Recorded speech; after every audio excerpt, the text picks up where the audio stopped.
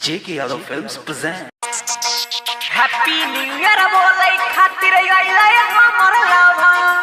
अइलै हमर लाभा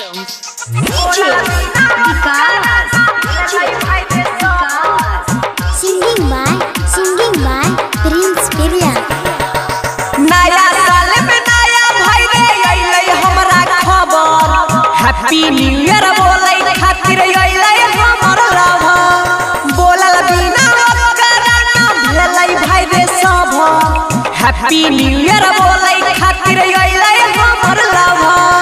Happy New Year बोलै खातिर अइलै हमर लाभा अइलै हमर लाभा JK Yadav Films.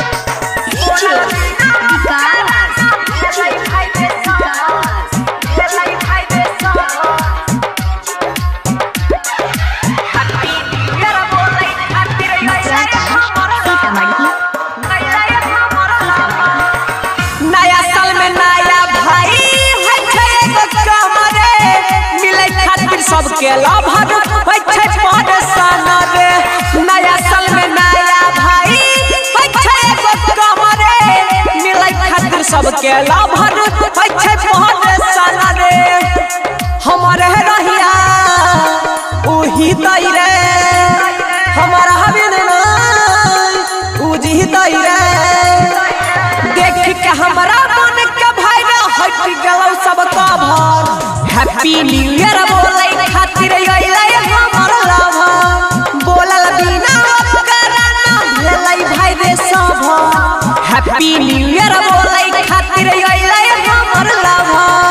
Happy new year बोलै खातिर अइलै हमर लाभा अइलै हमर लाभा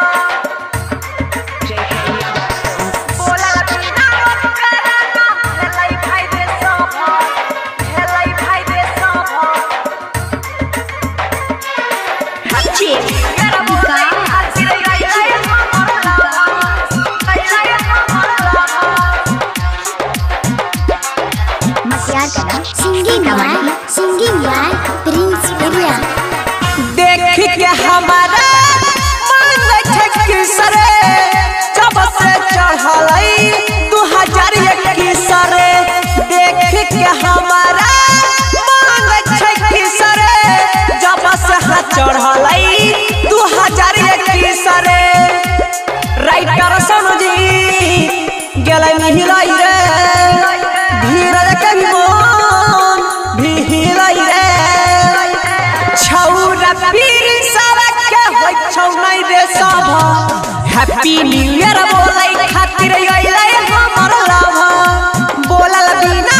कराना भेलै भाई रे सब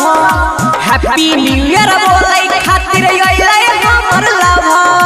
हैप्पी न्यू ईयर बोलै खातिर अइलै हमर लाभा JK Yadav Films.